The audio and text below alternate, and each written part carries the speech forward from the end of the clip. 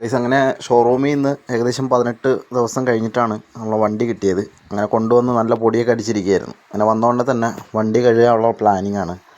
അപ്പോൾ നമ്മുടെ ഈ വണ്ടിയും കഴുകണം. പിന്നെ അതേപോലെ തന്നെ നമ്മുടെ ബെറിഞ്ചേട്ടൻ്റെ കാറുണ്ട്. അത് കഴിഞ്ഞ ദിവസം ഈസ്റ്ററിന് വീട്ടിൽ കൊണ്ടുപോയതാണ്. ഏകദേശം 4 ദിവസമായിട്ട് വണ്ടി നമ്മുടെ കയ്യിലായിരുന്നു, കാറ്. അപ്പോൾ കുറച്ച് കറക്കവും കാര്യങ്ങളും ആയിരുന്നു. അപ്പോൾ അത്യാവശ്യം നല്ലപോലെ തന്നെ പൊടിയടിച്ച് ചെളിയും വരണ്ട്. അപ്പോൾ എന്തായാലും ആ കാറും കൂടി കഴുകിയിട്ടുണ്ട്. അതിൻ്റെ വീഡിയോ എടുക്കാൻ പറ്റിയില്ല.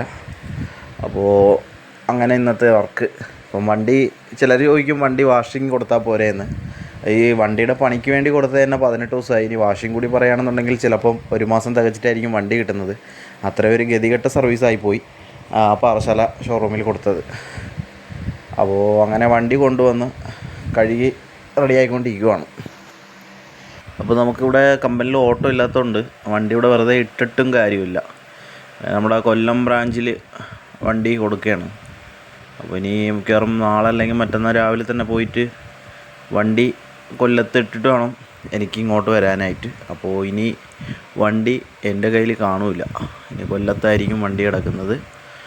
അപ്പോൾ ഇനി ഇടയ്ക്കിടയ്ക്ക് വല്ലപ്പോഴുമൊക്കെ വരുമ്പോൾ കാണാൻ പറ്റും. ആ ഒരു അവസ്ഥയിലാണ്. അങ്ങനെ ഏകദേശമൊക്കെ വണ്ടി കഴുകി തീർന്നു. ലാസ്റ്റ് ഫൈനൽ ലുക്ക് ഇങ്ങനെയായി. വണ്ടി ഇപ്പോഴാണ് ഒന്ന് വെട്ടം വന്നത്. കാരണം 10-18 ദിവസം കൊണ്ട് അത് ഹൈവേയുടെ സൈഡായതുകൊണ്ട് നല്ല പോലെ തന്നെ പൊടിയടിച്ച് ആകെ കുളമായി കിടക്കുകയായിരുന്നു. അങ്ങനെ വണ്ടി കഴുകി നീറ്റാക്കി ഇട്ടിട്ടുണ്ട്. അതേപോലെ തന്നെ കാറും കഴുകി ക്ലിയർ ചെയ്തു. കാറ് കൊണ്ട് കൊടുക്കണം. കാറ് കൊണ്ട് കൊടുത്തിട്ട് വന്നാലാണ് ഒരു സമാധാനം. കാരണം ബെറിഞ്ചേട്ടനെ സംബന്ധിച്ച് വിളിക്കില്ല, എന്നാൽ അവർക്കും ആവശ്യങ്ങൾ കാണും.